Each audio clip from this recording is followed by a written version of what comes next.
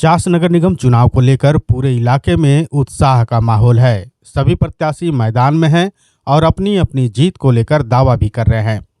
इसी क्रम में मेयर प्रत्याशी विनोद कुमार के जनसंघ और भाजपा के पूर्व कोषाध्यक्ष रहे उदय चंद्र प्रसाद, राम प्रवेश गुप्ता, लक्ष्मी नारायण यादव तथा संजय चौधरी ने सामूहिक रूप से चास बाईपास स्थित चुनावी प्रधान कार्यालय का उद्घाटन किया। उद्घाटन के दौरान रंजीत कुमार ने कहा कि आज चास की जनता मूलभूत सुविधाओं से वंचित है। न समय पर पानी मिल रहा है, न बिजली, न साफ सफाई व्यवस्था दुरुस्त है। लोग नियमित रूप से होल्डिंग टैक्स जमा कर रहे हैं, लेकिन बदले में नगर निगम की ओर से कोई ठोस सुविधा नहीं मिल पा रही है। हर वार्ड में सड़क, नाली और कचरे की समस्याओं का अंबार लगा हुआ है। अमित कुमार ने कहा कि कोरोना काल में जब पूरा शहर घरों में बंद था, उस समय उनके बड़े भाई विनोद कुमार लगातार समाज के बीच सक्रिय रहे। जरूरतमंदों तक राशन, पानी, ऑक्सीजन मास्क, गैस सिलेंडर सहित हर संभव मदद पहुंचाई।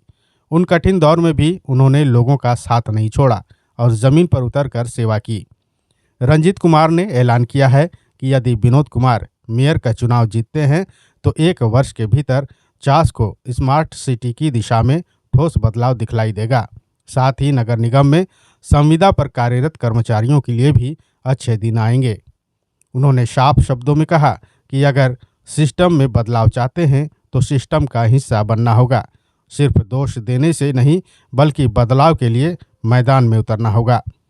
उन्होंने कहा कि यह चुनाव विनोद कुमार नहीं, बल्कि चास की एक एक जनता लड़ रहे हैं, जिस कारण दूसरे प्रत्याशियों के पसीने छूटे हुए हैं।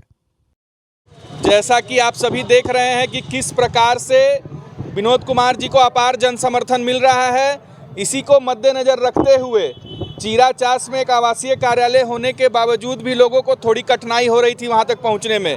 इसलिए आज चास बाईपास रोड में पुराना हुंडई शोरूम, जो पहले पुराना हुंडई शोरूम हुआ करता था, वहीं पर उनका एक भव्य कार्यालय का आज उद्घाटन विधिवत रूप से समाज के बड़े बुजुर्गों ने मिलकर आज इस ऑफिस का उद्घाटन किया है, ताकि जो भी गरीब गुरबा हैं, जो भी चास की जनता है, जिनको किसी भी प्रकार की समस्या हो, अब इस ऑफिस में आकर हम सभी से संपर्क कर सकते हैं और आने वाली 23 तारीख को 20 नंबर क्रमांक पे ड्रिल मशीन छाप पर वोट देकर उनको विजयी बनाएं।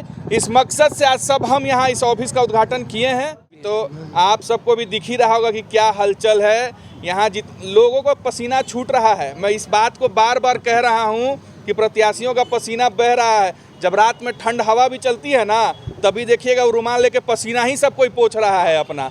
तो मौसम के साथ साथ चास का माहौल भी गर्म हो चुका है और इस बात से आप सभी आश्वस्त हो जाएं कि उनको जीतने से कोई नहीं रोक सकता है। विनोद जी अगर मेयर बनते हैं तो उनकी प्राथमिकता क्या होगी?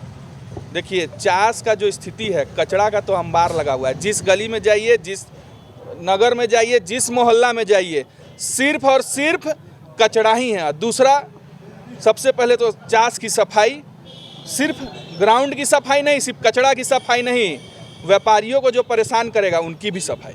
तो क्या विनोद जी कहने से